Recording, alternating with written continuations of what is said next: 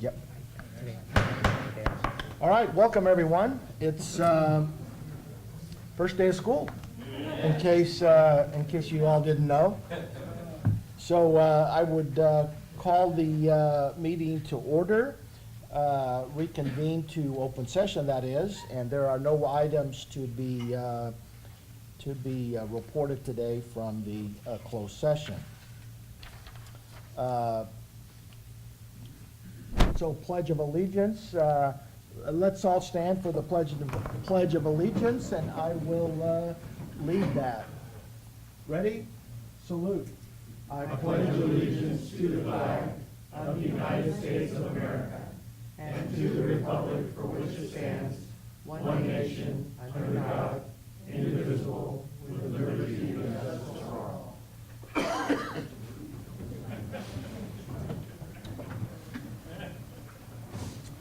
All right, at this time, our agenda calls for the, to administer the oath of office to our student trustee for this year, who happens to be Timothy Broughton, but as you can see, Timothy is not here at this time, so when and if he shows, then we will take that out of order. Next item on the agenda is the election of a board clerk, and I will call on Mr. Calvin to maybe get us up to speed on that. Well, we would accept nominations for the position of board clerk, and then take a vote by the board, assuming there's a candidate. Well, Ken, I thought you would have railroaded somebody by now. You know, that was my error, and I have not railroaded anyone Well, for that. I'd get out of your way if you choose to. Okay. How about we ask Mr. Sherman to do that for us? Sure. I second that. Is that a motion? That is a motion. So we have a motion and a second for the appointment of Greg Sherman to be appointed to the duties of clerk of the board. All those in favor, please signify by saying aye. Aye. Opposed, same sign. Unanimous, Greg. Perfect. All right. We found you a job. All right, next item, public comments, and per board policy 2350, any person may address the board at this time either on an agenda item or other matters of interest to the public that are within the subject matter jurisdiction of the board.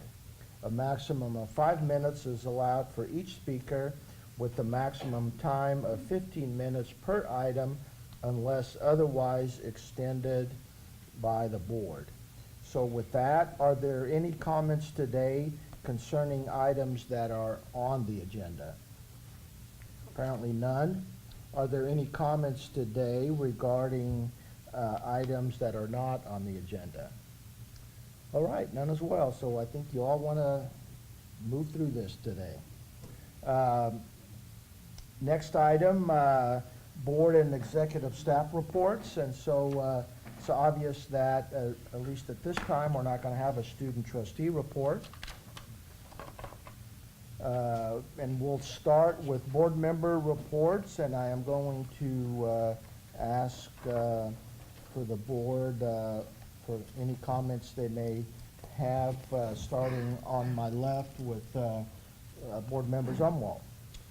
Thank you. I've been on the Board of Trustees for 24 years, and last Friday was the last day to file to run for re-election, and I did not file. On the belief that you ought to always leave a place better than when you got here. As far as the last 24 years, I'll leave that to others, but I did go to some effort to encourage a particular person to run for this office who I thought that the voters would approve of. His name's John Lane. Some of you know him. John Lane is recently retired. He's from Hanford. He worked for the Kings County Job Training Office for 21 years. He was its director and CEO for 38 years. He was also head of the Kings County Economic Development Corporation from 98 to 2018 as president CEO. He did the same sort of thing on a 8-county area, and he served as board chair doing that for 4 years.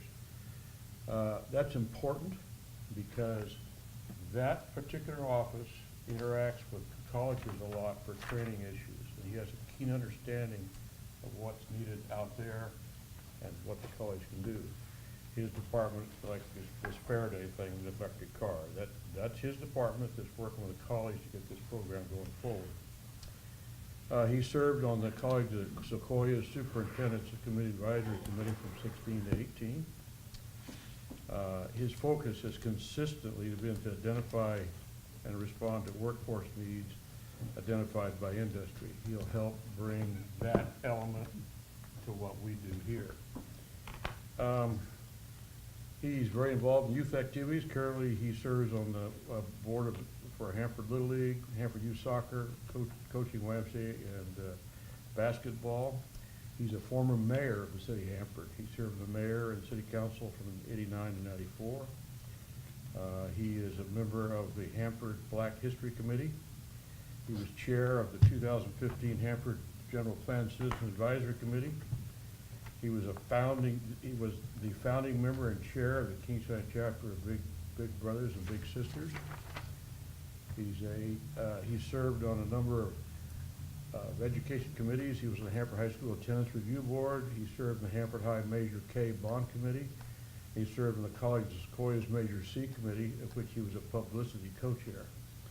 He'd received a number of honors, one of which is Hanford Distinguished Citizen of the Year for 2012. He received the Wanda Williams Hinton Award for Public Service from the Hanford Black History Committee. He is the 2014 COS Giant of the Year. He is the 2014 inductee into the COS Hall of Fame. He graduated from Hanford High School, graduated from COS from 71 to 73 with an AA degree. And then his college was, it'll appeal to both Lori and to Ken. He went to Fresno State in 74, Cal Poly in 75, back at Fresno State in 76, where he got his Bachelor of Arts degree in social welfare. He gave me a copy of his resume, and I eliminated 2/3 of it because I didn't think he wanted me to go through all this. He is, while he may not have my experience, he comes to this position with far greater qualifications than I ever had. And I think that you'll find, assuming that he gets elected, I think you'll find he'll be, in a short order, you'll not miss me one bit. Thank you. All right. Mr. Sherman? I just want to say I attended the Brew Fest that the Rotary and the Foundation put on. That was a fun time. And I had elected to run for the board again for 4 more years.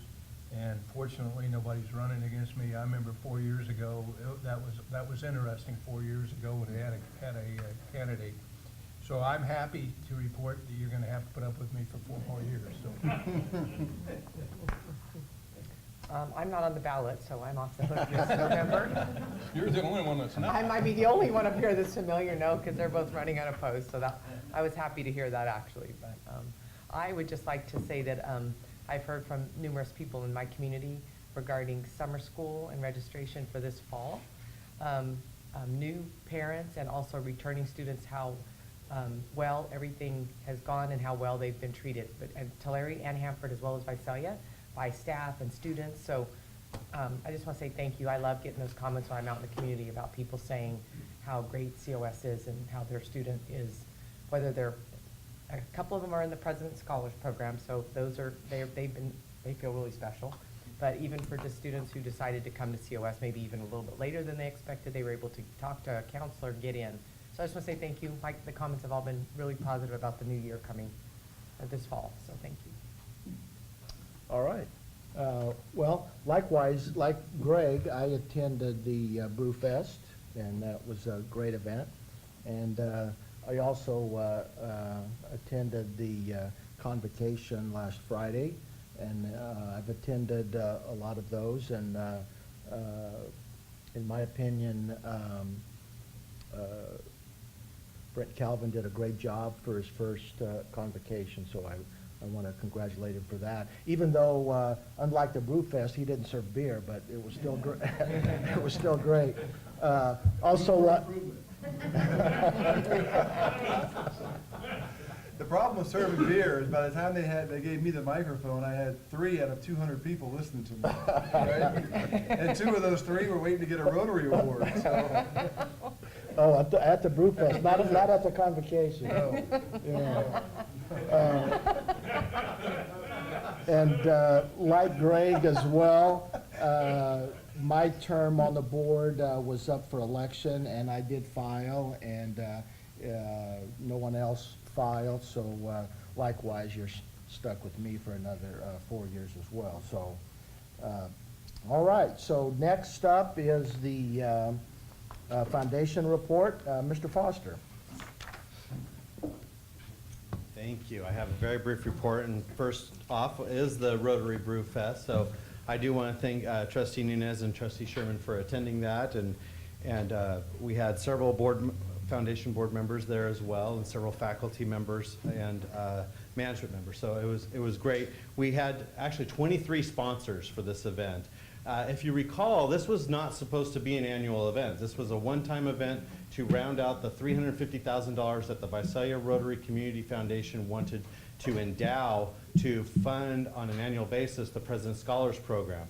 This is the first year that the President's Scholars Program is being funded by that endowed fund, and we've already received the $14,000 check that we expect on an annual basis to do that. And so that was a wonderful partnership, but it went so well, we decided to do it again for another year. And this time, the foundation and the Visalia Rotary Community Foundation split the net proceeds. We netted approximately $40,000. There's still some money coming in and money going out, but we're confident with a $40,000 number as a net for the event. Thanks to, again, the 23 sponsors. We had over 250 people in attendance. We bought 250 little commemorative cups, got through those, and actually had some backups ready for that. We had 7 breweries and 4 food vendors, keeping everybody well hydrated and fed. So it went really well. We were really excited about it. We've had a brief wrap-up meeting, a preliminary wrap-up meeting, which concluded with we need to have a longer wrap-up meeting. But I came away from that preliminary meeting knowing that we want to do it again. So it looks like it is going to be an annual deal. I'm sorry? Are you tasting beer at the wrap-up meeting? No, we did pass out some leftovers. but- He wants to be on the committee. Which was, I don't even like beer, but here we are doing an event. That's great. I did want to call your attention to the upcoming events that we're shifting gears towards. Next Saturday is the football kickoff dinner. No, it's this Saturday. I'm sorry, it's this Saturday, the 18th, here at the Porter Field House. Then we have the Crush Party in Tulare at the Tulare College Center campus and Building B, as it's been in the past 5 years. That's on September 21st from 6 to 9 p.m. And then we have the COS Hall of Fame coming up on October 11th. And so you'll receive invitations to those, but I want to give you the heads up that those are what are coming. All right, very good. Any questions for Mr. Foster today? Thank you. Thank you, Tim. All right. So the next part of on our agenda is the accreditation report, and Dr. Lacerna is ready at the podium. Great. Short report tonight, just making sure, since it's the start of the new year, that you all have October 1st through 4th in your calendar when the accreditation site visit team will be here. And we shared, the report is up on the website now, and also we shared at Convocation that Dr. Jonna Shingle and Dr. Marla Prochnow will be our heads of fun. They're in charge of fun, and they're going to be rolling out training and information and celebrating all of the work that we're doing and getting people prepared for the visit. So there'll be a forum on September 26th, and we will get back to you with the exact time of that. But look for information rolling out over the next few weeks about celebrating accreditation. Questions? And just as an aside, Dr. Shingle and, is it Marcia? Marla. Marla, Dr. they Cocknell. did a great job at convocation in their Fabulous. presentation. It was, so good. it was great. Thank you. They were hilarious. Thanks. All right, so next section is the, under President Superintendent's report. Looks like we have a very, one that we enjoy certainly, and that's the introduction of new faculty and managers. So We've got a Brett? whole bunch of great people to meet tonight, and prior to Dr. Lacerna kind of introducing her deans that are going to make these introductions, this may be the last chance tonight I have the microphone, and so I want to just extend my thanks and congratulations to Board Member Zumwalt for 24 years of service here at the College of the Sequoias. I said it on Friday, but being an elected official these days is not easy work. Difficult work. You know, you're lucky if you've got 55% of the people that agree with you. And even that 55% is probably still mad about a decision you made the week before. And this board, and in particular John Zumwalt, have continually done what they felt was in the best interest of students and our region. And they've just done an outstanding job. So John, on behalf of our entire district, and certainly on behalf of myself personally, thank you for your years of service. Very much appreciated.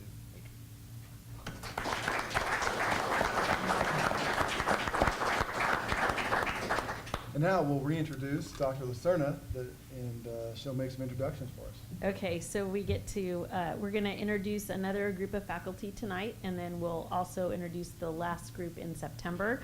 And so I'm excited to call Dr. Urtecho up to introduce our two science faculty. We have one full-time person who is a new position, and then we also had a last-minute person leave, an adjunct, and so we were able to hire also a full-time temporary person in biology. So Dr. Urtecho will introduce those two. Thank you, Dr. Lacerna. I'd also like to thank John Zumwalt for his support of our engineering program. Had he not stepped in at the right time, we would not have engineering right now. And John, our program has blossomed, as you are now aware. And thank you very much for your continued support of engineering, math, and science. The math and science divisions have been in great flux. We've been changing dramatically over the last couple of years now. And I'd also like to acknowledge Jonna Schengel and Jesse Wilcoxon that helped me hire people, because it has been quite overwhelming, and the sheer volume of people we've had to replace over the last year. We have two very wonderful candidates, and today we're going to start off with Andrea. Andrea Sayuthi, stand over here, Andrea. Andrea Sayuthi is coming to us from the Bay Area. She's a native of San Mateo, California, and she studied most of her life there. She took her degree at the USF, where she studied biological sciences.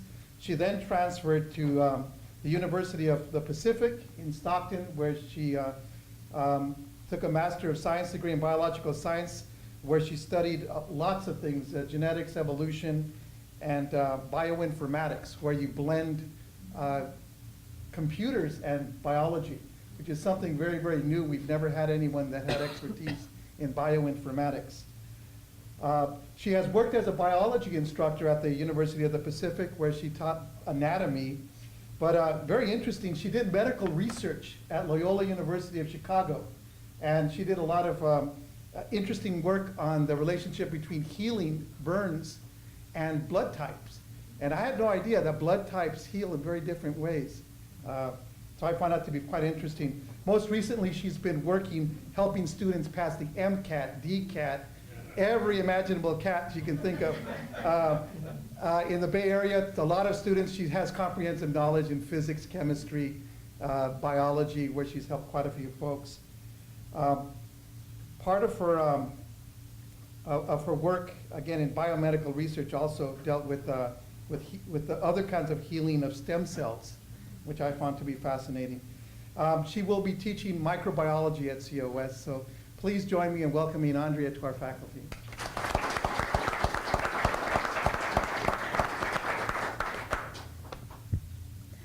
Thank you guys for such a warm welcome to College of Sequoia since I've been here. I'm so grateful for the opportunity to teach these students and in this college. So far, I've just noticed so much potential with these students, mostly teaching in the nursing and psychology fields. And I'm so grateful to be able to work with them and give them my knowledge about healthcare and the biomedical sciences, and I hope I can help with their dreams. Thank you.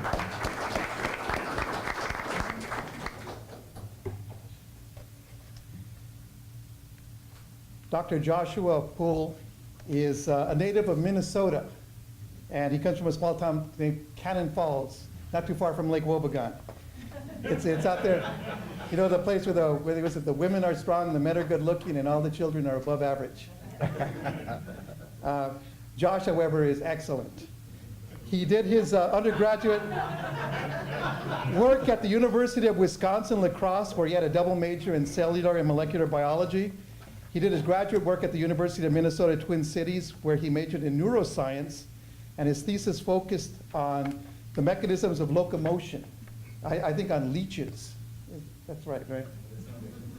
There, which is very, very interesting. You get, his lecture will start in 5 minutes. Josh has been teaching all over the place. In addition to teaching again in Minnesota, he has taught both graduate students and postgraduate students at the Woods Hole Marine Lab in Falmouth on Cape Cod. And he has also taught courses there in neural systems and behavioral science. In addition to that, he's taught general biology, microbiology, human anatomy, and physiology. So it's very, very impressive. What I found most impressive about Josh is between his undergraduate years and his graduate years, he worked as an IT specialist. He's an expert in computers as well. So very, very impressive. He has 2 NIH fellowships that he has been honored with, as well as 2 research prizes in biomedical research. Please join me in welcoming Dr. Joshua Poole to our faculty. All right, so thank you, Robert, and thank you to everyone. I have to say, I'm very excited to get started. You know, when I came here, it's like I don't know what to expect, but I've felt so profoundly welcomed and included since getting here. It's just when I got here, they said, oh, you're a new hire, then you're part of the team, you're part of the group, let's get you started. And I've been impressed by the health of the organization here. Like, I've never seen a healthier bureaucracy in a higher education institution. And that's a very, you know, I hope that you take that as a high compliment. Like, it doesn't seem like there's all this murmuring. I mean, of course it's not perfect, but it just seems like it's working so well, and people, you know, are carrying on, trying to be diligent and keeping things healthy. And that makes me excited to come here, because you hear horror stories of going to new places and it being just a disaster that you walk into. And here I feel very confident that this place has that, you know, long-term sustainability in place to make it a good place to do what I do, which is to educate. And that's the other thing. I'm very excited. I've met a few students now today. I'm going to meet some more here in a few minutes. I have class tonight. And you know, I came to the community college because I wanted to help pull people up. Like, that's my thing in life, is I succeed when I help other people find their dreams and find what they're going to do with their lives. And I think this is a great place to do that. And I'm happy to join the community both at COS, Visalia, and I'm looking forward to getting to it and making things happen with everybody here. So thank you. All right, well, thank you very much. And looks like we have 2 fine additions to the science department. I was going to ask Joshua what in particular drew him to Visalia, but I think you answered that. So I will. I wanted to ask him what he thinks of our weather. Well, I've gotten so many apologies on behalf of Mother Nature. I kind of knew what I was getting to. I mean, I've lived in Las Vegas before, so I understand the desert. That's the mean desert. This is like the nice desert. And, but I like this heat. I don't mind it at all. I mean, I don't work outside in manual labor, so that probably affects me. I moved here in July from San Francisco and had no air conditioning in my car when I got here. So I had no idea. Well, what at least you weren't Visalia living in your car. was. At least I don't think you would. All right, well, just as an aside, I'm making my first trek to Minnesota next month, so we'll compare the weather and see. Next month is one of the nicest. Okay, we'll do So it. just be turning depending on how far north you are. Right. Twin Cities. All right. Welcome. But, you know, I've been to Thank you. Minnesota, I've been in Minnesota in the winter. Summers in Visalia aren't bad. Yeah. One of the reasons a student asked me, why did you pick coming to California and why did you want to leave Minnesota? And I said, because California is not winter. I think most of the faculty we're introducing will be running out right afterwards because they probably have classes right now. Yes, Right? absolutely. I can see them ready to go. Feel free. So I'm going to call up Dr. Jessie Wilcoxon to introduce our next person. And this is a new position. It's an expansion in our Administration of Justice program, and it's in Hanford. And this was really exciting because we have the Police Academy out in Hanford, and it just seemed very appropriate that we expand Administration of Justice to Hanford. So I'm going to turn this over to Dr. Wilcoxon. Thank you, everybody. We are super excited to have Mr. Sidney Hammond here, stationed, anchored, if you will, at the Hanford Center. We have no doubt he's going to do a lot to help boost enrollments and so forth. So just a little background about Sidney.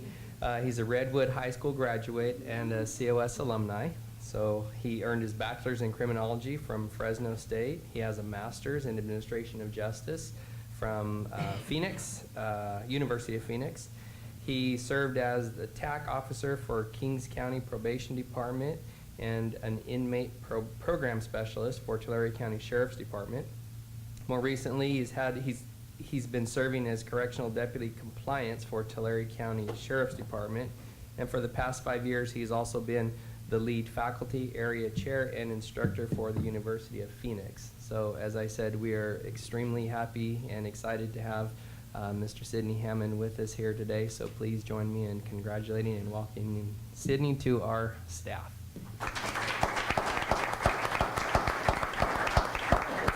Good evening, and I will be brief to the board. Thank you. Mr. Calvin, appreciate it. Thank you so much. I'm a product of Visalia and Redwood High School, and here at COS, and just thinking back on all the instructors that I had that compelled me, motivated me to want to do this here. And I'm very appreciative of that opportunity. The route was somewhat circuitous.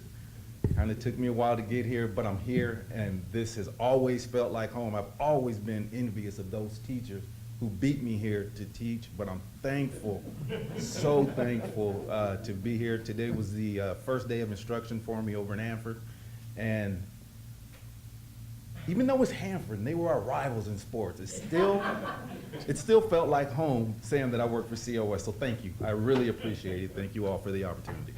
Thank you.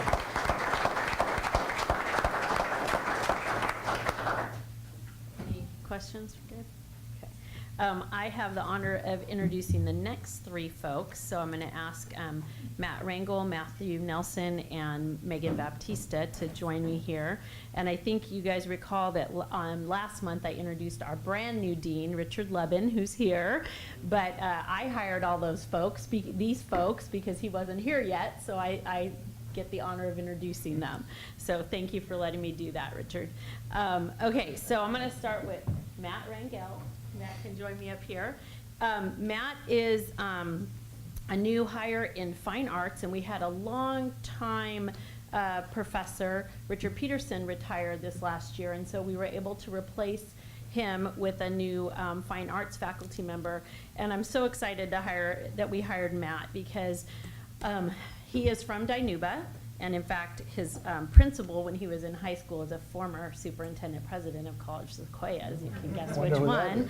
So he was trained, his principal had him in line when he brought him on board here, but he's Matt, what I really appreciate about Matt is that when I was the Dean of Fine Arts, I actually had the honor of hiring Matt as adjunct faculty. So he worked here, started here in 2009. He was a COS alumni, and he went off to the University of, well, he got his, let me start over. His bachelor's in drawing and painting and printmaking from California State University Long Beach, and a master's degree in printmaking and fine arts from the University of Alberta, Edmonton in Canada. And so when we hired Matt, he had just finished his master's, and he came back to California and started working for us in 2009 as adjunct faculty. And so I was able to observe him, and I remember hiring him and getting to see, when you hire art faculty and music faculty and you see kind of their work that they do, all of his work was in the Kauai Preserve. And so he hikes he's hiked every inch of Kauai, and it's amazing to see kind of the work that he's done. So he left us and went to become a full-time assistant professor in printmaking at the University of New Mexico. And when this position came open, Matt applied, and we were so excited to get him back here. And so he has moved back with his family. His wife was also adjunct faculty here, and is now working in our gallery, in our art gallery. And we're really thrilled to have him here, and looking forward to the changes and the new ideas he's going to bring to our art department. So welcome, Matt Rangel.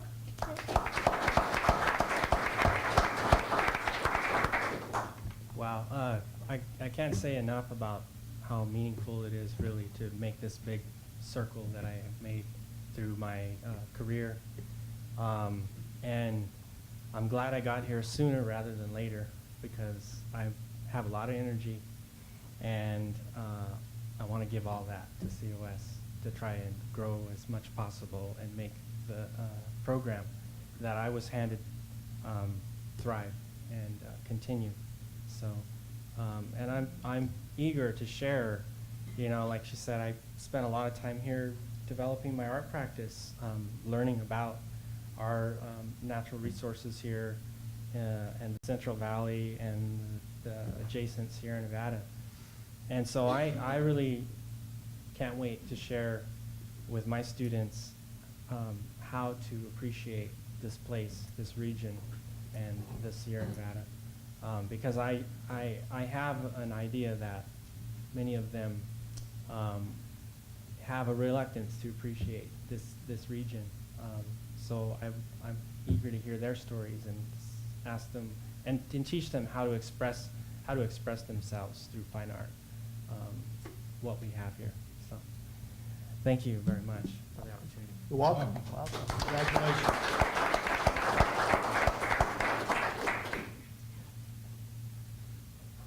Okay, so the next person, come on up, is Matthew Nelson. Okay, and Matthew has a Dr. Matthew Nelson, sorry. No worries. Okay, has a doctorate in English from Tufts University in Boston, Massachusetts, and he has a master's degree in English and comparative literature from Columbia University in New York. So no small colleges there. He earned his bachelor's degree in English and philosophy from UC Riverside, and holds a single subject secondary teaching credential in English. And most recently, Matthew has been teaching, well, I know not mostly recently, English in Rancho Cucamonga, but you came from Boston, right? Well, I had a few months in Rancho. Okay. I had a little bit of an overlap. Okay. Shoulder season.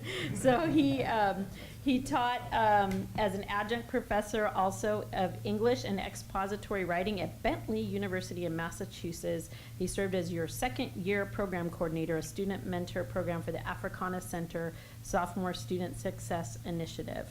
And so Matthew has been here, he drove out and got here this summer, and he has, I have to tell you, with Matthew, I saw him this morning on campus, and I've seen him several times, and he always has this big smile on his face, and he is so excited to be here. So I wish I could bottle up that enthusiasm and keep it all for all of us, because he is so thrilled about this job and so thrilled about being here. So we're looking forward to having Dr. Nelson on board as well. So.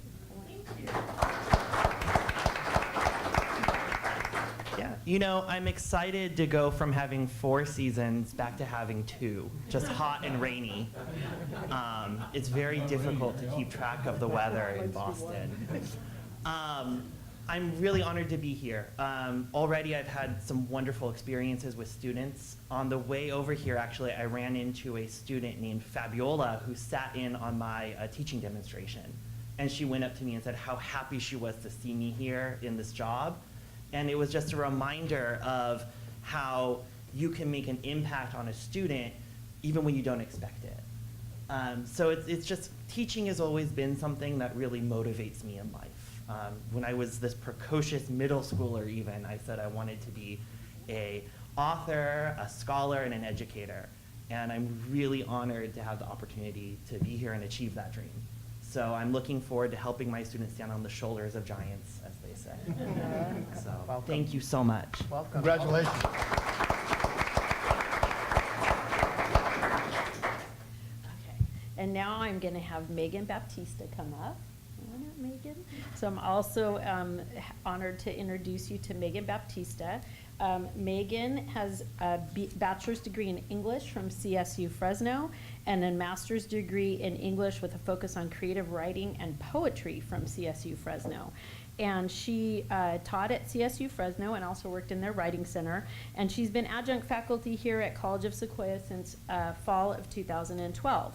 But most recently, she has really immersed herself in our writing center and has really worked closely with our LRC director and our faculty and our dean of language arts to develop and continue to develop our writing center. So she was a tutor at our writing center since 2012. She was an instructional assistant in 2014, and starting in 2015, she became our lead coordinator for our writing center up until now. And now she has now accepted a position as 1-year full-time temporary in English. But on top of that, Megan has kept herself very busy at COS, and I was really lucky to serve on the Institutional Planning and Effectiveness Committee. I was the co-chair for the last several years, and Megan has served on that committee. She sat on one of our subcommittees 2B for the accreditation self-study, and she was an active member of our strategic plan task force. So she's gotten herself very involved in the governance here at COS, understands how we work, and also works really well with the other faculty and our teachers, so, and our students, excuse me. So I'm really looking forward to having Megan on board as full-time faculty this year. So welcome, Megan Baptista. Thank you. I actually feel a lot like Sydney does. I'm not a Visalia native, but I come from Northern California, so feels sort of similar, different crops. But I moved here with my husband when he got a job teaching at the Hanford campus in COS like 10 years ago, and I've sort of taken little steps more and more into COS, and every time that I have, it's felt like the right place, the right time, the right thing, like I'm becoming a giant, little piece by little piece. And I guess it's happened now. But I have such a wonderful respect for our students and for working with our students, helping them discover writing, that it's not horrible, that it's something that they can do, that they should do, that they might want to do without someone making them. I had some students today in my class, I said, we're gonna do a lot of writing, and they kind of went, okay. And I said, but it's not going to be painful, I promise. And they don't believe me, but that is my favorite part of my job, is getting to help them find out that it can be fun even when you're not writing about things that you're psyched about. So I'm just so thankful for this opportunity to be a giant in a different way this year. And thank you to all of you and to Dr. Lucena for the opportunity. Welcome. Welcome. Congratulations. So I know Okay, so Dr. Lucerna, I found it, just a follow-up if I could, before we Yep. move on. Matthew was still here, and I found it interesting, I failed to ask you this. I found it interesting that you went to school in Edmonton, Alberta. So how long did you spend there? And I'm gonna, Yeah. depending on your answer, I'm gonna ask you another question. Okay. Hockey related? I was there for 3 years, and what happened was, see, Richard Peterson slingshots people out of the program that he built here, and he tells everybody about all these professors all over the place that would just love to work with him. And so that's kind of what happened. I ended up with one of those professors in Indianapolis for a little while, and then he told me about this other professor out there up in, in Canada, and I was fascinated with this professor's particular methods of working through printmaking, and his content did a lot of science and art, kind of interdisciplinary work, and so that's what I was interested in, how you kind of make your practice more interdisciplinary. And even though it was way up there in Canada, it just became an adventure for me, And yeah. So, being there, you must have followed hockey, I suspect. or- Absolutely not. Absolutely not. So then that makes my, that wasn't the right answer. So that makes my next question totally useless Yep. piece of trivia. I was gonna ask you who the most famous hockey player from the Edmonton Oilers was. And Oh, I so, still knew that. I think it was okay. Wayne Gretzky. Wayne Gretzky, there you Yeah. I didn't even know anything about hockey, but I knew that. All right, well, thank you very much. Sorry to take your time with that. 15 minutes later, but thanks for making that point. And again, I think some of our faculty may need to leave. If they have classes, feel free to head out. Absolutely. You don't have to stay for the whole board meeting. Although it is entertaining, Well, you can it's stay. very entertaining. Yeah, you can see we have a lot of fun.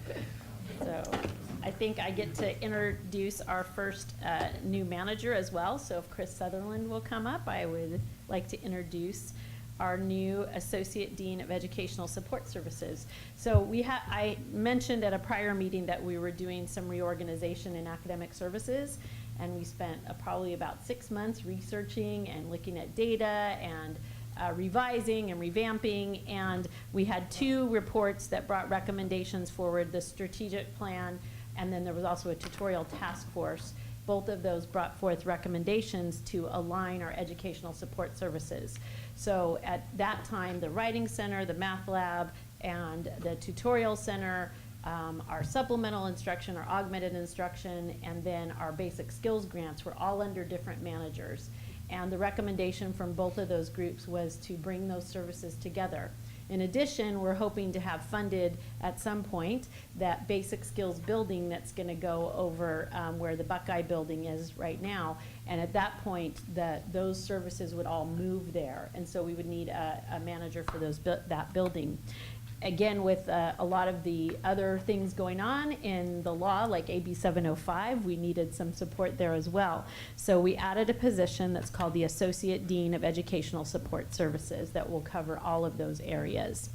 And I'm honored to present Chris Sutherland. He is also a COS alumni who transferred, so he transferred from COS to get his bachelor's degree in construction management from Brigham Young University. And then he came back to California and earned his master's degree in educational counseling and higher education in student affairs from Cal Poly San Luis Obispo.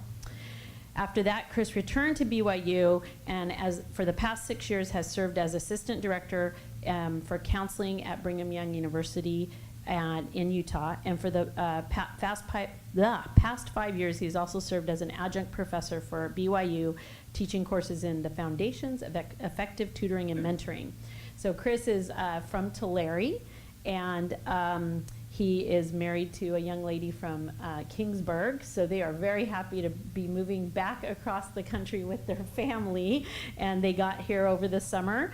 In fact, we were on the phone as I was flying out, and he was like driving across on his way to Disneyland, I think, to take the kids to Disneyland before he settled into back into Visalia area. The other thing, I think where Chris, he told a wonderful story about his experience at COS and how there was one particular faculty member that made a difference in his life about what he was going to do with his future and got him into education, into school, and back on track. And that person is still here, so I'm really hoping he's reconnected with that faculty member since he's gotten back. But that story really resonated with me and just showed what an incredible heart he has for our students and for the work that he does with students. And he just has this huge heart, and I'm really looking forward to the leadership that he's going to provide and joining our team of academic deans. So I would like to present to you Chris Sutherland. Well, I can attest to the huge heart because it's thumping out of my chest. I'm not one for introductions, but I do appreciate that. As a side note, I was sitting at convocation, and that faculty member came and sat next to me. She had no idea who I was. When she sat down, I just watched her. She sat down next to me. I looked over and I said, "I'm going to tell you who I am, and I don't know if you're going to remember me." And I said my name, and she just went and rattled off the last 10 years of my life. She kept up on me, and she knew where I was and what I was doing. Didn't know I'd come here. But it was a neat opportunity for me to reconnect, kind of thank her for that, and I'll continue to thank her. And that it kind of gives way to what I do in working in student affairs and student services, and the impact that the individuals and ones can have on people as we give ourselves to our students. Like she said, I am a product of the Central Valley. The dirt of this place runs in my veins, and it always will. And I'm very, very grateful for what the Central Valley means to me and to my family, to my future posterity here in the Central Valley. As a COS alumni, I have memories of living in my car, sleeping in the parking lot here at COS. And to go from that to be the associate dean over student support, educational support services is a big deal. So I'm grateful to bring everything that I've learned and everything that I am to these students, to help them be successful and find their way, to find their own success, to find their own dreams, and to reach out and get them because it's possible. So thank you for letting me just come here and say hi. Welcome. Thanks for being here. Hey, Chris, not so fast, Chris. Do you like hockey? Okay. Did you go to high school in Tulare? I did. I did, and I what? graduated from Tulare Western. Okay, right answer. Right answer. Yes. I'm definitely a West Side kid. And welcome back. That makes two of us. C Street off Three of us. Inyo, and then E Street off of San Joaquin. So. East. Oh, now wait a minute. East Street in San Joaquin is where I grew up. Yeah, I grew, for a few years, I lived in a blue duplex on the side of the street next to a big white house on the corner of E Street. The big white house is my house. So I lived next door to you. I swear, this is true. I lived next door to you in that duplex for about 3 years. Wow. In the front duplex. Oh my God, you're kidding. I know where that's at too. That's funny. Yeah. So I apologize for the years that I lived there. What a small world. Okay, Chris well. is running off too. He's got a couple of commitments to hit, so. Well, thanks for being here. And one other part of our reorganization, there was a couple of changes, and one of them was in our health center. And the health center formally reported to one of our student services deans, but in that reorganization, we moved the health center under Dr. Jonna Shingle. And so she has so many ideas about the alignment of health services with all of the work that we're doing over in her area. So I'd like to introduce Dr. Jonna Shingle. I am very excited to introduce Joan Daniels for a couple of reasons, but first of all, because she believes that we can make a difference in the health and well-being of our students in Tulare County, and specifically on the COS campuses, where diabetes and obesity are pretty much going to break the bank eventually in healthcare if we don't figure out a way to reverse it with our college-age students. So her and I have a combined passion for health and wellness, and I couldn't be more thrilled to introduce her to you tonight. She also is a COS graduate, but before she did that, she got her undergrad degree from the University of Wisconsin, and she got her degree in adaptive physical education. She then went to Fresno Pacific and got her master's in teaching for math and science. Then she decided she wanted to go to medical school, but her husband said no, they had kids, and she so she decided to come to College of the Sequoias, and she got her nursing degree, and then she later went and got her nurse practitioner at Cal State Fresno. So she's had various teaching jobs and nursing jobs throughout her years, but her last position was with Kings County Office of Education. She oversaw a school nurse program there and has extensive experience in public health, and also has a public health license, which is required for the requirement that a California community college must have in their health center. You need a nurse that has public health experience and can understand the demographics and the epidemiology of the issues that our students face. So she's obviously a lifelong learner. I think she's connected to the health of our students. She herself is an avid exerciser, and I think she's a great role model to our faculty and staff. With over 12,000 FTES now, we have diverse health needs on our campus, mental health issues, and even just the connection between health and wellness and student success. There's a big connection there. So the healthier we can get our students, both physically and mentally, the more likelihood they have to succeed while they're in college. So it's with great humility on my part as a manager to welcome someone strong like her to our team, and just the vision of the president and the board and our academic and administrative services to see the need to elevate this position to a management position, I think is really going to benefit our students. Joan. I just want to say, for me to watch and listen, real testament to COS that some of your grads are back here with advanced degrees. It's phenomenal. It's really great. And just thanks for the privilege of having me here. I just consider it a real honor. And I'm really excited to work with the health center and move them forward, I think, in a positive direction. Really excited about that. And I love the Sierra Nevada and hiking and Kauai Oaks. And I love hockey. I'm from Wisconsin. I played hockey, love hockey.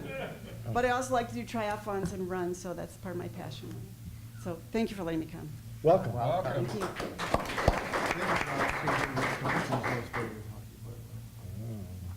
I'll just jump in here, I guess. My name is Glenn Profet. I'm the Dean of Technology. Good afternoon. Good to see you again. Last year, we identified a need for a new technology services manager for our network operations and security. And I'm happy to announce that we found someone very qualified from our ranks.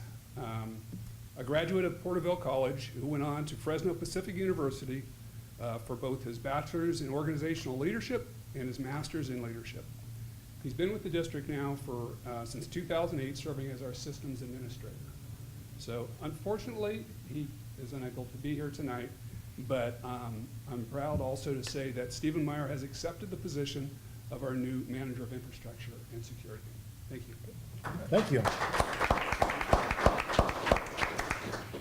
Ken, can I ask a question of Yeah. Brett and Jennifer? Sure. I'm really proud of the people you just introduced to us, and you've done that now for the last year or two.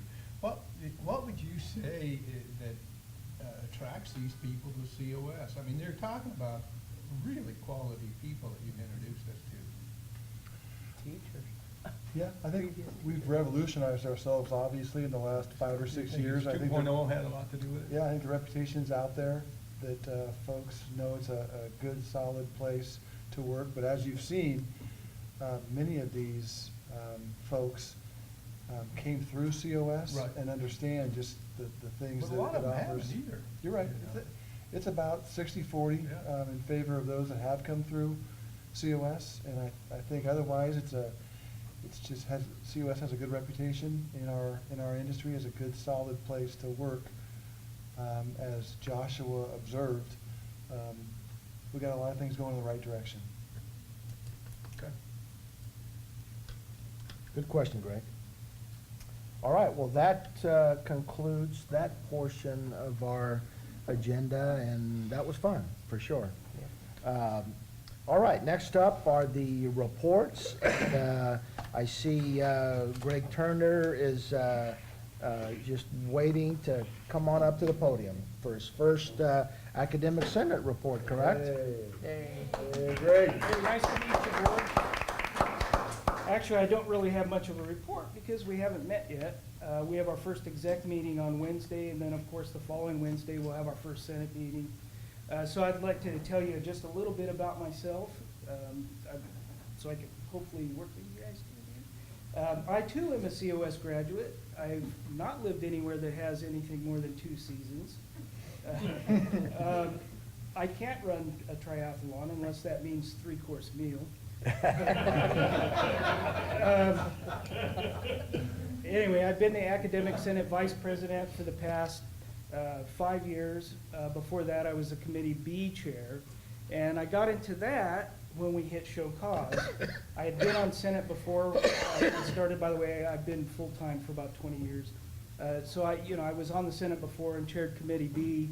And then we hit show cause. I went back to the classroom. Well, Michelle Hester Reyes got me out, put me on as chair of Committee B again, and from there it just kind of snowballed. That time I never thought that I would be here as Academic Senate President, and like some of you, I too ran unopposed. So I'm looking forward. Huh? You voted for me anyway? Probably a few people who didn't, but anyway, even though nobody else was there. I don't think there were any write-ins. Anyway, we have a lot of new initiatives coming out, so it's going to be an exciting time, maybe a stressful time, but hopefully we can work well together and move everything forward. Any questions? Questions? Greg, thank you for that Thanks for report. taking And the I position. I just want you to know that anytime you're ready for a triathlon, I'm set to go. Really? 3-course. That's right. All right, next up is the Costa report. Mr. Hurst?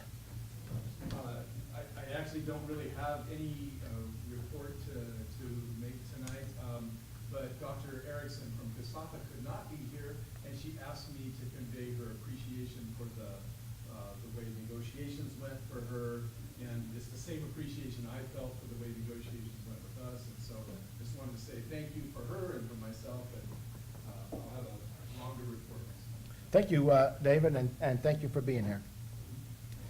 All right, next up is the CSEA report. Mr. Lamar? Brent's giving me the eye. That shirt used to be orange, didn't it? That's what I was looking at. Yeah, true. It doesn't seem like that long ago that Bob Lyman was introducing you to the board. Oh my gosh, 24 years. Well, you're as old as you look, too. I can guarantee I'm right there. I've been the president of CSE for 26 years, so you came on board 2 years after I started. So that makes me junior to you, I would have thought. So congratulations, though. It's 24 years. It's a long time, and thank you for your service. I enjoyed you, too. Most of the time. Yeah, most of the time. I get that a lot. Most of the time, you're okay. I wanted to thank the board in consideration of our tentative that's here tonight, but most I wanted to thank my negotiating team, who we met 4 or 5 times, a lot of hours going through what we went through, and of course BB and J, as I call them.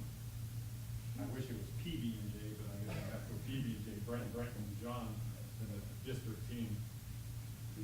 I guess. So I just wanted to thank the district and the administration for making this a good experience. I mean, there was a lot of good discussion, and thank you, John. 24 years, that's great. Thank you. All right, thank you, Mr. Lamar. All right, so next up, we have some information reports, and I see that first up on the agenda is the distance education, and I see Dr. Nolan is here and ready to go, and Dr. Lacerna is going to make the introduction. Yep, pretty easy, just welcoming Dr. Nolan to do the annual report on distance education. And I'll just go I didn't ahead mean and. to take your job. Well, no, I'm gonna, and while I'm up here, as soon as she's done, Jorge Zagara, the director of the COS Training Resource Center, will be presenting the annual update on the Training Resource Center. Okay, thank you. I did not go to COS, but I am a community college graduate, Long Beach. I did. We did, didn't we? Well, I think I'll get a tattoo. I don't know how to follow all of this feel-good stuff. I mean, I've been doing this report in August for several years now, and I keep forgetting that I'm going to see the new faculty the same night, and it just feels wonderful. So I had a chance to work with many of them this last week, and I'm very excited about their future here. As usual, the Distance Ed report is full of some information for you about our enrollments. And just to take a look at what happened in 2018 compared to what was going on in 2013, it's clear we've got a lot of growth, and it's a wonderful feeling. I looked at the fall sections back in May. I prepared this report back in May. And there were 143 sections scheduled at that time. And I looked the other day, and I think we have like 157 or something. It's just phenomenal. So Canvas is working, and so all's right with the world. Our FTES for 2017-18, 853. So we are now called the 4th campus, and I'm pleased with that number. I do an analysis of success rates for our online faculty and for our divisions every spring, and I gave you quite a bit of information for it. The success rates mean our students earning C's or greater in their classes. And we do have some good success, but the point is that we compare our success in an online class with the face-to-face counterpart, and not just every class on campus. And so this analysis will show you that we do still have a gap between online success rates and face-to-face success rates for the most part. Last year, we took a look at fine arts, math, and social science, and noticed there was a tremendous increase in success rates from 46% for fine arts in spring 2016 to 63% in fall 2017. I can't explain the growth in that success rate, but it's very exciting. I think fine arts have had some good discussions about how to support their students. Math also increased from 45% to 59%, just a phenomenal increase. And social science, 58 to 68%. So all of that data is there for you. As we always do, we take a look at the out-of-state student population, those students who reside in other states who are only taking distance education classes. And I have to thank Dr. Ozturk and his team for coming up with those numbers for us. It's like a moving target. We're not always very sure because we get students who give us an out-of-state address, but they're really here. And well, anyway, we have very few students who reside out of state who are only taking online classes. And honestly, the anecdotal data on that, if that's such a thing, is that they were here and they're just finishing up some things because they had to move. One year we had 5 students in Hawaii. I don't know if they know anything about hockey over there. For the last year, I have had the honor of being the faculty co-chair for accreditation, and in that role, worked very hard to try to pepper distance ed data throughout the ICER, and I think that we're very successful. I've been working very closely with the online faculty as well, helping them become prepared for what to expect with the visit. And as soon as September 1st, our visiting team may be actually looking at our online classes as part of the visit.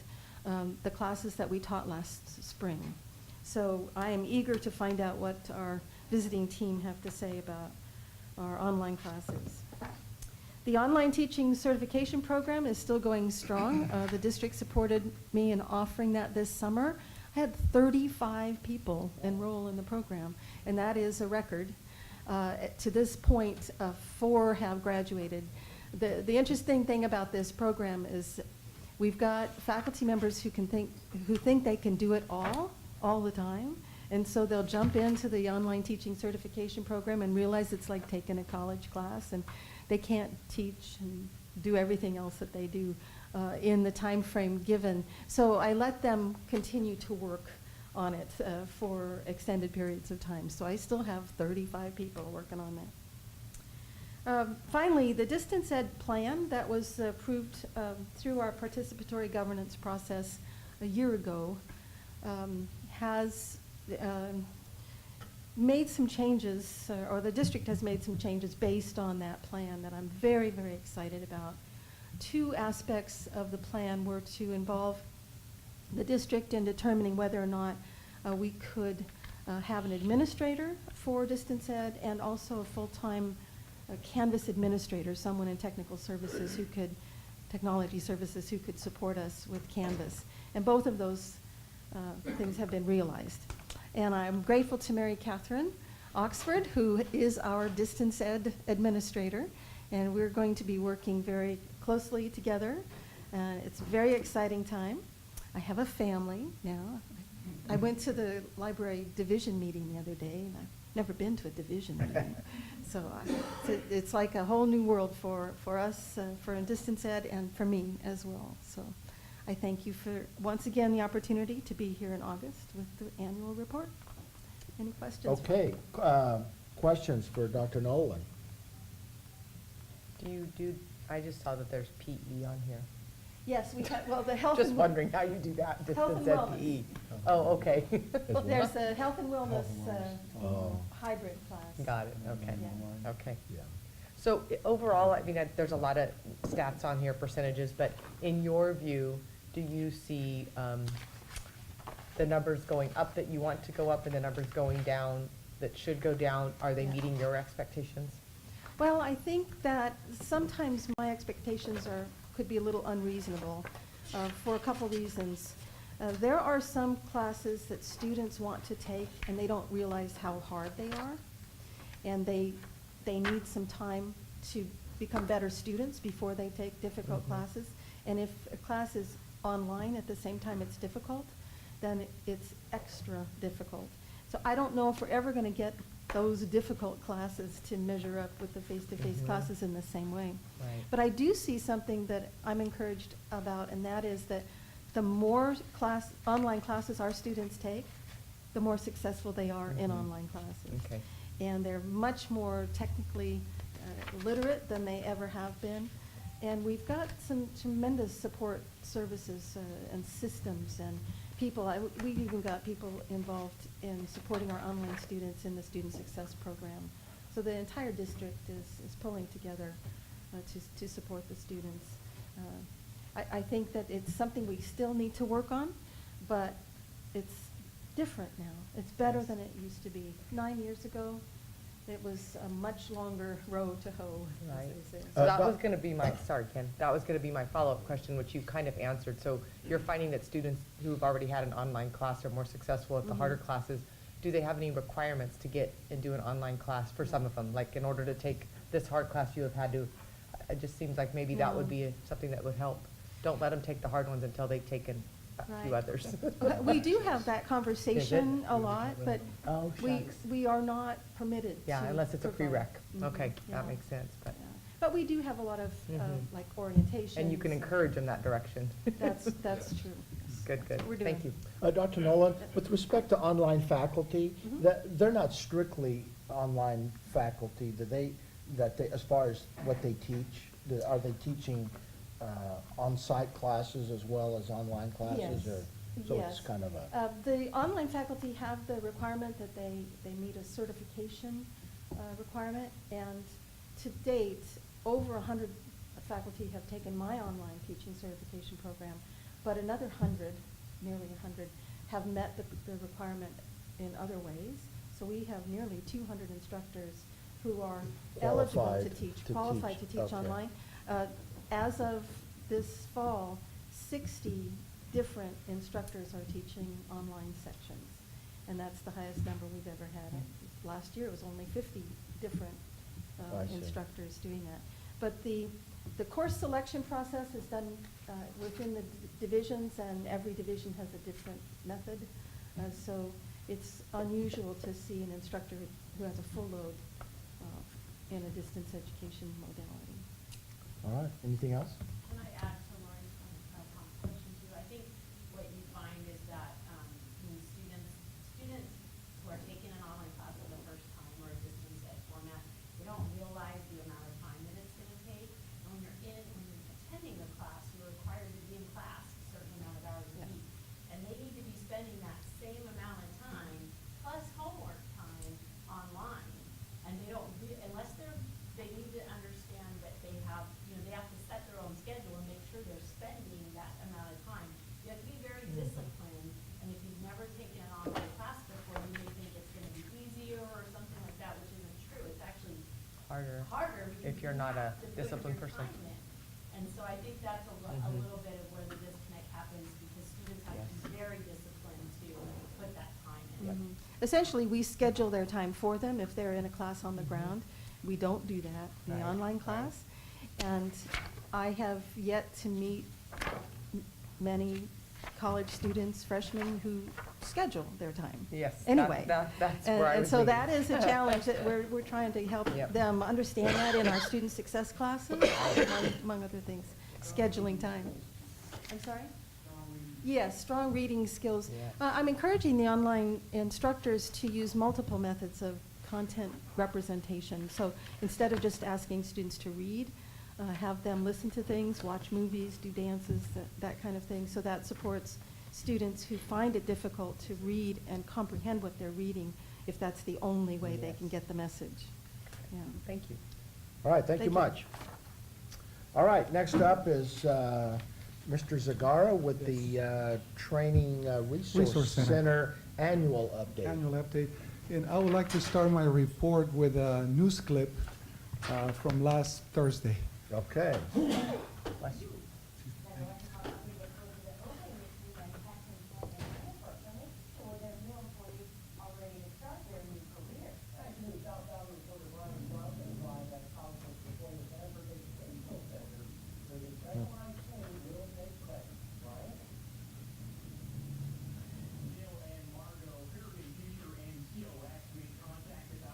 County EDC and Job Training Office, and soon this two-year community college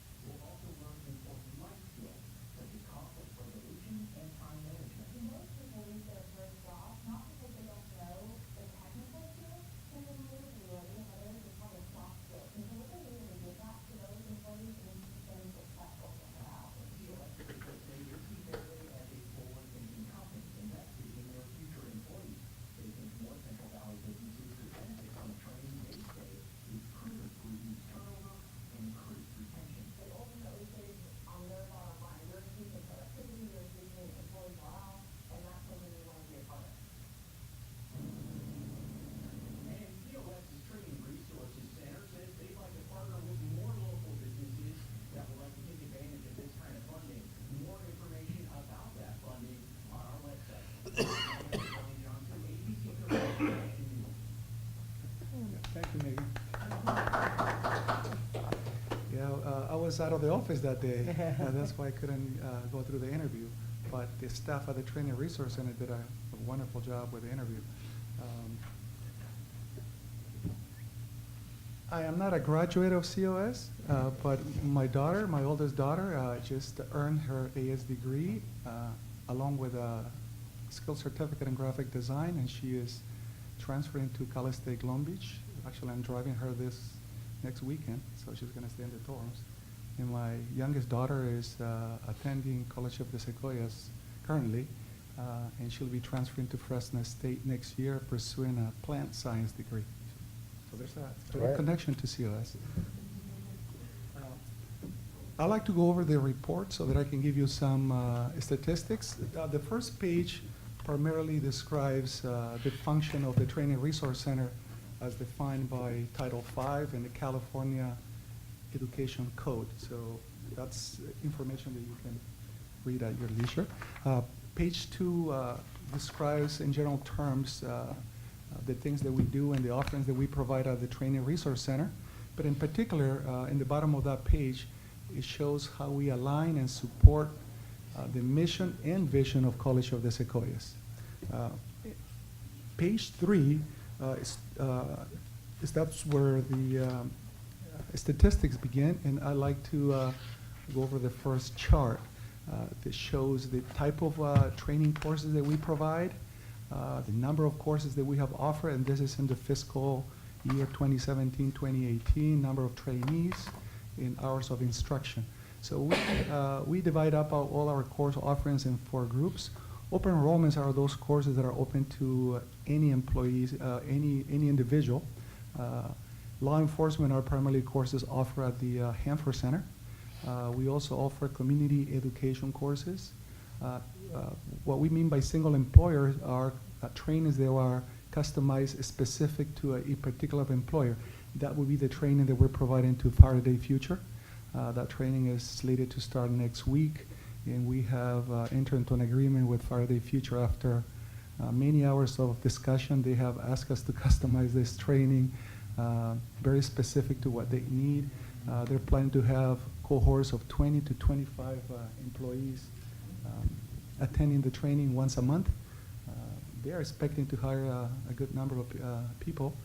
So we have cohorts already scheduled for August, September, and we're discussing our dates for October, and we'll be adding more cohorts as we move forward. So that's what we mean by single employer. Then we also offer online courses through a partnership with online providers. So just to give you an idea, right below that is a comparison of the activity between the previous fiscal year and this fiscal year that just ended. So as you can see, the number of employers that we have served has increased by 80%. The number of courses has also increased, and we also have an increase of about 40% in the number of participants. The other two are just informational, just to know the numbers, the number of hours of instruction. So what's relevant here is that the number of employers that we are serving now keeps on increasing. I think all the marketing efforts that we've made are paying off. The times where we would approach and call employers and visit employers is now changing to getting a lot of phone calls asking for information. So we're getting pretty busy. So I don't have the data from the previous 2 years. I've been with the Training Resource Center for the last 4 years because we didn't have the ability to collect that information. That's one of the investments that we made, one of the improvements we made in our operations. We now have a customized database that we use for financial reporting, online registration, and class management.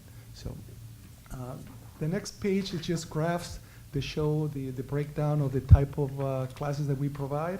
If you can go to the next page, bottom of that page, if you're curious as to what industries those participants come from, we have different sectors and industries.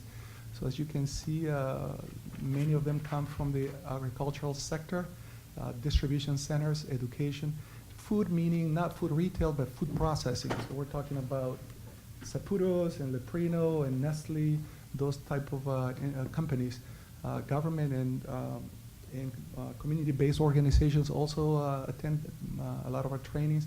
Law enforcement, manufacturing, other. Other is primarily community education. Those are the trainings that we provide to, such as backpacking at the Sierras, cooking and notary classes. So that would be primarily what's under other. We also have online courses I mentioned.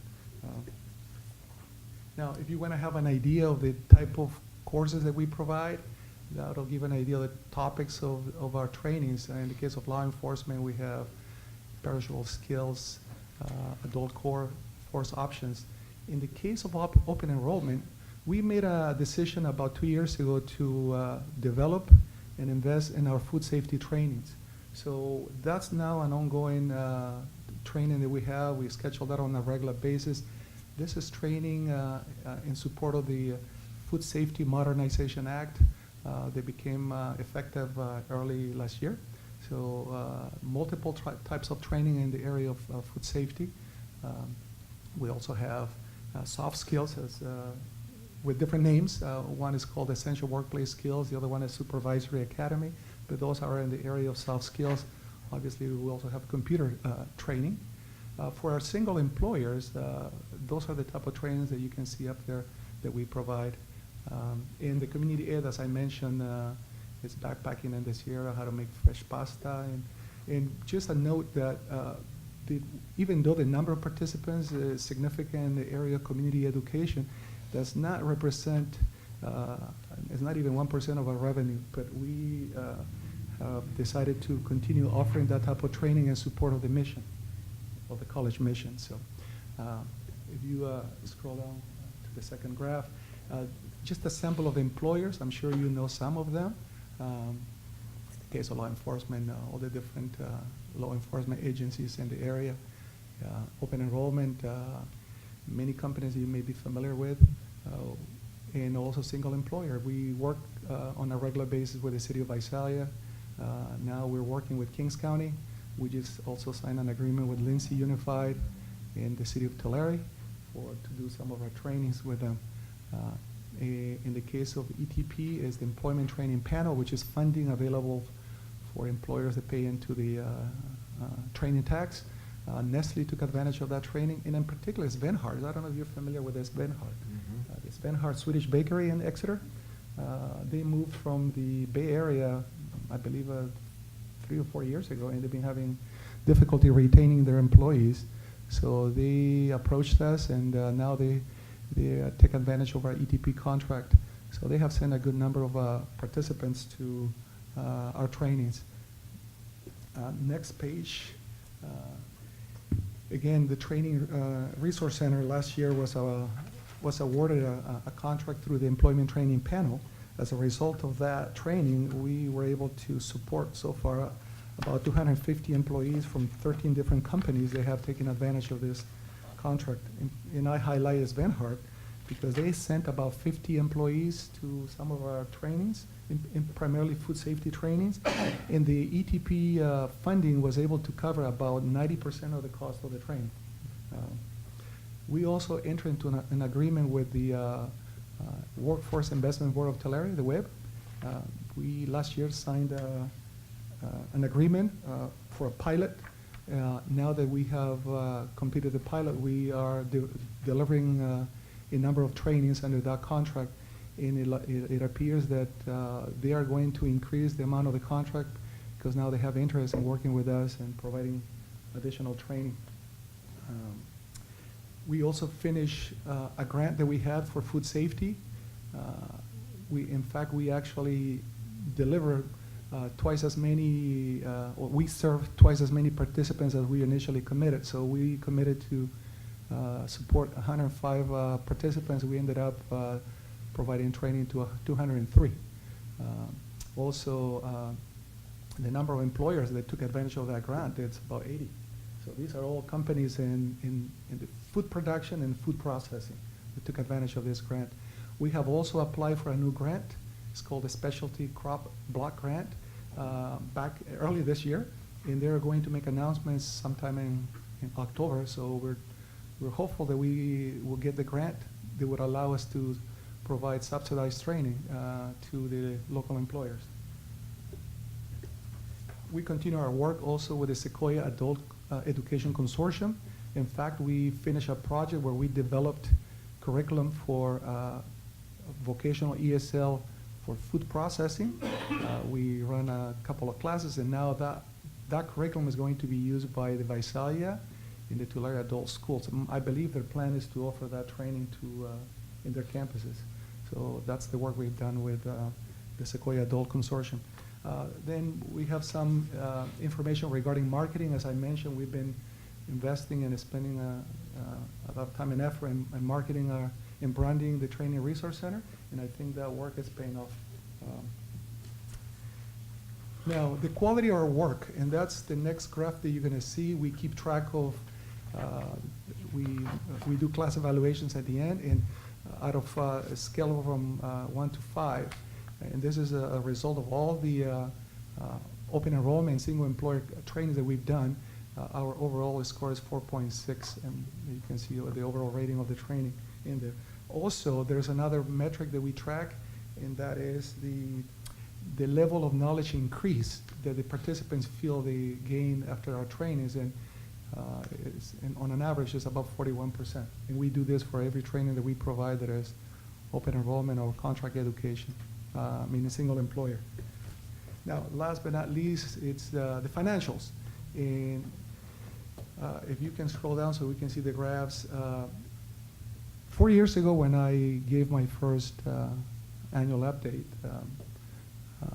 I projected that we would be breaking even, because our unit is considered a cost recovery unit in 4 years. We're pretty close to break even this year. And I took this information from EIS, even though all the financials are not fully reported in EIS yet. But as of August 3rd, and that's when I prepared this graph, this chart, we had a shortfall of 21,000. But if you scroll it down a little more, you will see that over the years, since the 2014-2015 fiscal year, we have been showing an improvement in financials. And also back then, the projection, we projected that we may just have reserves of close to $70,000. However, we've been able to maintain our reserves, which are critical for us for two reasons. It allows us to make investments like the ones we've made in our operating database that we have to customize, and also under the ETP program. It's not a grant, it's a reimbursement program, and often we have to wait 18 months to get reimbursed for the cost of the training that we provide. So the numbers for this year do not reflect the work we have already completed, because we'll be getting the reimbursement sometime either this year or early next year, even though the work has already been completed. So as you can see, there's been an improvement over time, and we are confident that for the next update, we'll be reporting even better numbers, and that's what we've been looking for. Let me interrupt you. So if you did that on an accrual basis, it would be the black. Yeah, it would. But I have to go by EIS. I tried to do that, but in the end, the evidence that I have to support that is EIS, and I prefer to go by EIS. Last year, actually, when I gave my update, I was counting on accrual basis also the work that we did that was not reported in EIS, hoping that maybe it gets posted, but it didn't. So in the end, I said, well, just go with what EIS shows, because that's what the managers have access to. So they can see and they can correlate my report to what's in EIS. So yeah, if I would have posted the work that we did this year, it would show a net income, but that's what EIS shows right now. How big's your staff? We have, it's 3 of us in the office, myself and the staff of 2. And you do all of this stuff with 3 people? Yes. Wow. Mr. Zago, so, for instance, the specialized training that you might contract to do, does that mean you have to also contract for someone the training? Yes. Because obviously you don't do it. No, majority of the training is delivered by many are adjuncts, or some are full-time, but also we contract with consultants and subject matter experts to deliver the training. It just happens that for the Faraday Future training, I'm involved in the delivery of the training because of my background. But I don't think I can do that on it's 40 hours of training once a month. So I decided to get involved and be part of the delivery at beginning with the training, because there was, I think, you know, there was some level of uncertainty with the Faraday Future. And I did not want to commit resources and commit trainers until I had something more firm. But by now, I think Faraday Future is moving forward with their plans to the point that, in their case, we asked for a deposit in advance to secure the training slots and also be able to commit trainers for the class. So we already have the deposit for the first two cohorts. Aren't they out at the old Bridgestone facility? Out of the Pirelli facility in Hanford. It's about 1 million square feet facility, I believe. Is that what it was all along? Yeah, Okay. square feet on the roof. Yeah, and now what we learn is, and we have had to sign some NDAs, non-disclosure agreements, because they would like to control the type of information that goes out. So, but I mean, they have very aggressive plans, and they are investing heavily in that facility now. I believe there was some reports about their financial situation, but last year, December of last year, they were able to secure $2 billion worth of funding to continue on with their operations. $2 billion with a B. With a B, Yeah. yeah. So, but the facility that we're planning in Las Vegas was much larger and the investment was much greater too. So, due to market conditions and financial realities, I guess they decided to move forward with the facility in Hanford. So these folks are providing the same type of vehicle, like Tesla, for instance? They are direct competitors of Tesla. Okay. When do they plan their first vehicles to be ready? The day has been changing, so they say they would like the first unit rolling out of their facility at the end of the year. I think that's aggressive, considering that they don't have a production line yet. Based But on your picture, I would say that's very aggressive. yeah. So Actually, they're a little bit different Tesla. I think you should buy one of their cars. They have 1,000 horsepower. Your BMW Woo. needs to be set aside. Yeah. That's about 10 times more than my BMW. They're probably about 10 times the cost, too. Yeah. Wow. But that's the partnership. That's what I consider the work with Faraday Future as a partnership. We've been spending a lot of time planning this. Initially, they were contacting multiple colleges. I have to say that they tried to do this with all the colleges in the area. In the end, they felt that the relationship with College of the Sequoia was valuable to them. So they have decided to contract with us. I'm going to kind of ask you the same question I asked Dr. Nolan, because I remember you starting and then being introduced. Yes. And then I remember a year later, you giving us your reports. It seems to me you're where you want to be, but based on when you first started here and the goals that you set for yourself in this program, would you feel like you're there, exceeded it, or not quite there yet? Personally, I think I'm not quite there yet. Okay. Once I show a net income, I'll be happier. Okay. Again, we are a cost recovery operation, but I come from the private sector, so financials are critical.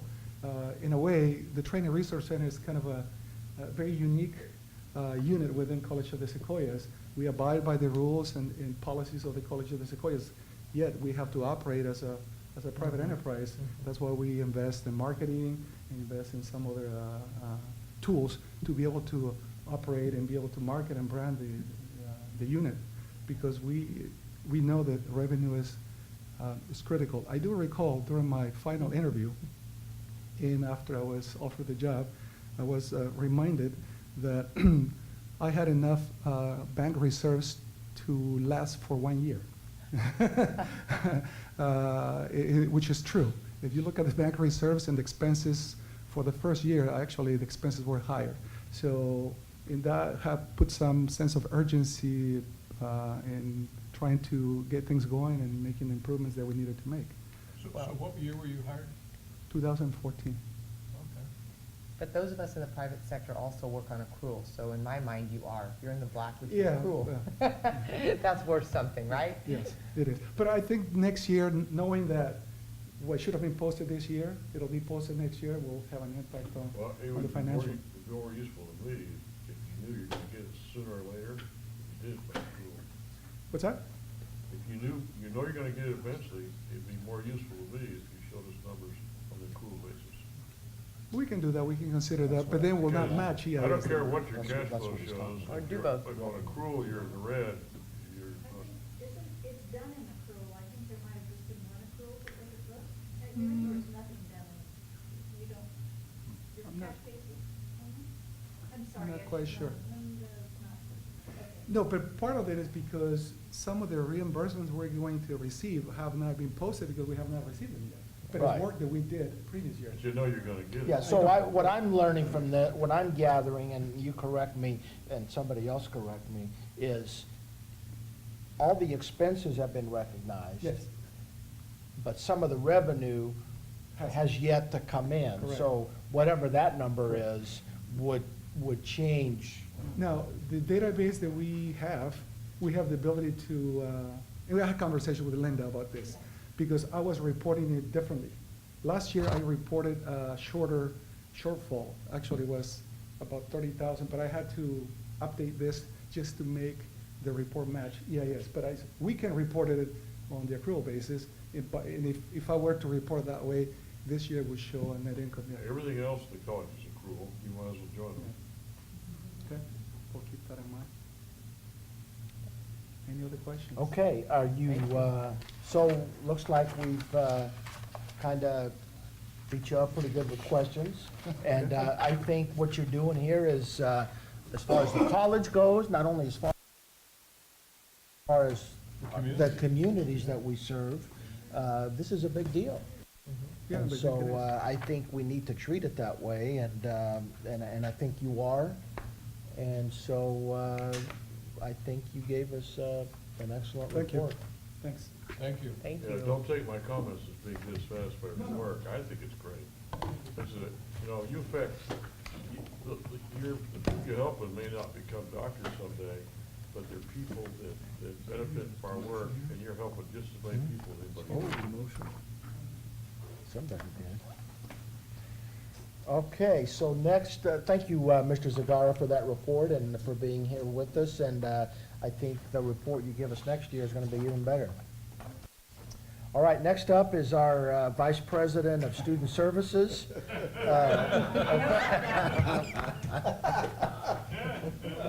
That's what happens when we just roll over the board agenda. According from to, last year, right? and so we are going to, You wish, Ken. we are going to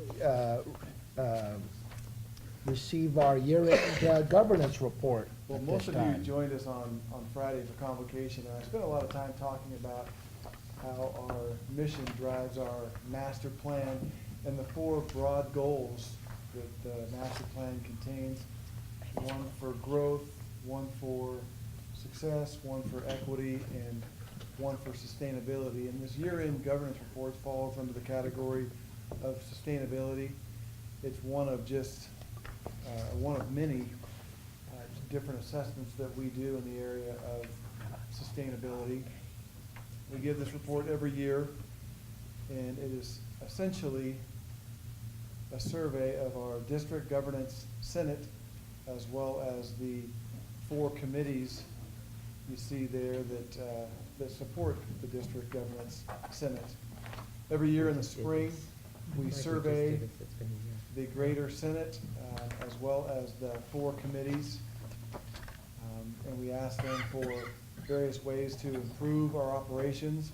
We want to make sure that every year we're making an effort to continuously improve.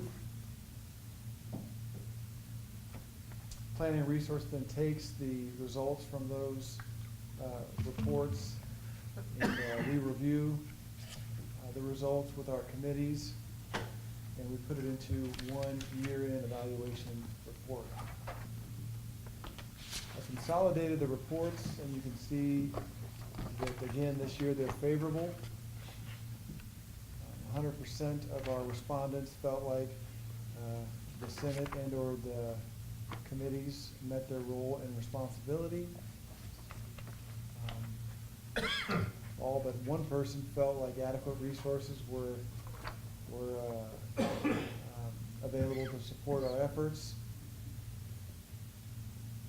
everyone agreed that the workload was appropriate, and everyone agreed that we were effective in meeting our initiatives. Is there a big difference between, yeah, or anything that stuck out to you between last year? I feel like we just did this. I can't believe a year's passed. Yeah, but- we do this every year. It's just a good, Feels like good we little just did it. report card. To be honest, the information that really becomes helpful are some of the comments that we get. Recall that this is also one of the ways that we update our 3 COS manuals, our governance and decision-making manual, our resource allocation manual, and our integrated planning manual. And we have several venues that we draw feedback on those manuals in the spring, this being one of them. And then in the summer, the District Governance Senate makes those changes, then we bring them back for the August meeting. And that's how we get our revised manuals for the new year. So I think the things that change year to year are just the various tweaks that we can make to the entire COS 2.0 process, as well as the manuals. In terms of this, we would know long before this if folks were, Not happy. if they had an issue Yeah. with our processes. Any other questions? Questions? I think I asked before, the responses, that's a good number. That's what you want out of the responses. You're getting enough people responding to make you feel good about the survey. Absolutely. Got it. Yes, Okay. absolutely. Yeah, 'cause it's only five different Committees. groups. Yeah. And most one, the Senate and Senate committees. Okay. Okay. All right, well, thank you for that report, Mr. Calhoun. Next up is the annual, looks like we're getting a lot of annuals today. But, annual report, annual staffing report. Mr. Bratch. Item 4. Several years ago, I started bringing to the board in the August board meeting a summary of our current staffing levels, and that includes the names and the numbers of our permanent staffing ranks, full-time faculty, adjunct faculty, classified managers, and confidential employees. I've been doing that now for, I believe, about 6 years. And this year, I provided you the names of all of our employees that we had employed as of August 1st of this year when I ran a report. And I should warn you that I've already noticed a mistake or two, and that number's always changing too. The names are always changing. We're hiring up into the last second of the start of the semester. But the intent of this information item is just to give you, as well as provide a historical background of the employees we had employed at COS at the beginning of the school year and where those employees were located, which campus. The more important piece of my presentation is in the very last page, along with the names and the numbers of the employees we currently have on staff. I give you an 8-year comparison of the numbers of staff members we have employed here at COS. As you can see, it's for the past 8 years. And at the very bottom, you'll see the FTES, as well as the funded FTES, as well as our FON numbers. Thank you. Again, this presentation is just merely for information only, no action is needed, and it's to provide a historical marker of where we were in 2018 of August. Okay, questions for Mr. Bratch? Comments for Mr. Bratch? This is useful report, thank you. Yeah, it's interesting, John, when I look at your history and you look at the total and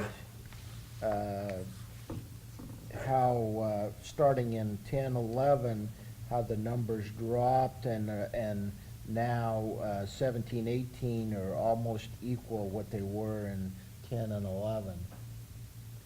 Kind of shows how what happened with our economy and how we've come back. Cyclical.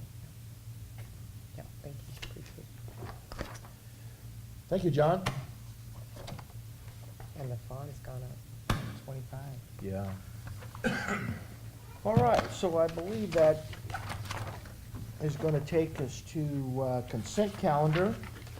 And we have 1, 2, 3, 4, 5, 6 items on the consent calendar. All items listed on the consent calendar I consider routine and will be enacted by one motion. An item may be removed from the consent calendar at the request of any member of the Board of Trustees or any person in the audience and considered as a separate agenda item. So with that, are there any items on the consent calendar that would need to be removed and acted on separately? If not, I would. Move we approve. Second. All right, we have a motion. That was fast. We have a motion and a second for the approval of the consent calendar. Is there any further questions or discussions? If not, all those in favor, please signify by saying aye. Aye. Aye. Opposed, same sign. Consent calendar is approved. All right, action items, starting with item 11, ratification of tentative agreement reached between the district and CSEA, and that's Mr. Bratch, and then he will follow up with the agreement with COSAFA, and then he's also, wow, you're there for the rest of the agenda, John. We could just move to approve right now, all three of them, if you'd like. Well, we could do We that. could do that. But I think you have a brief explanation of each one of these. Yeah. And so we will act on each one individually. Yes, the first one is the tentative agreement with CSEA. Our contract with CSEA does not expire until June of 2020. However, this year, both sides had the option of opening up salary and benefits and a couple of other articles. And we were very successful this year. We had a couple of negotiation sessions, as Steve mentioned earlier, and the discussions were very good, and we were able to come to an agreement.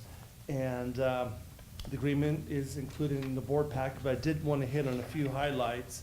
The first being that, consistent with what the full-time faculty agreed with, CSEA bargaining unit agreed to a 6.5% salary increase.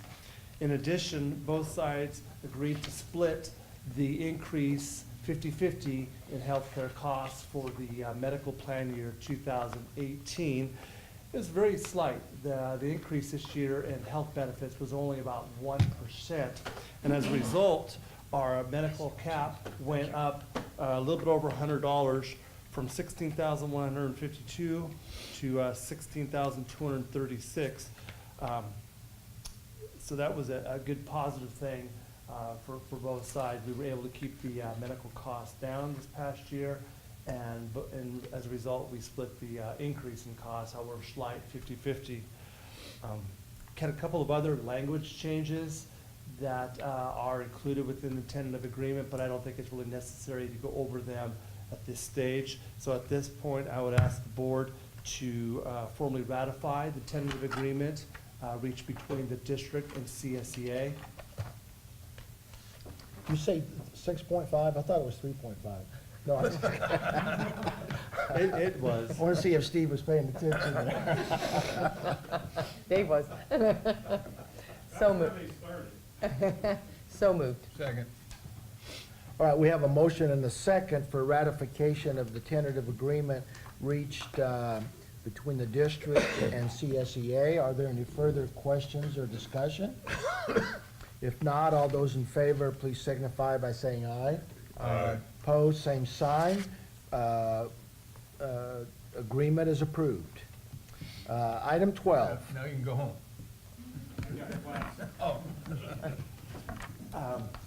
Our master agreement with adjunct faculty expires in June of 2019. So this year represented our last year, our last option to negotiate reopeners, and both sides had the option of opening up salary and an additional article.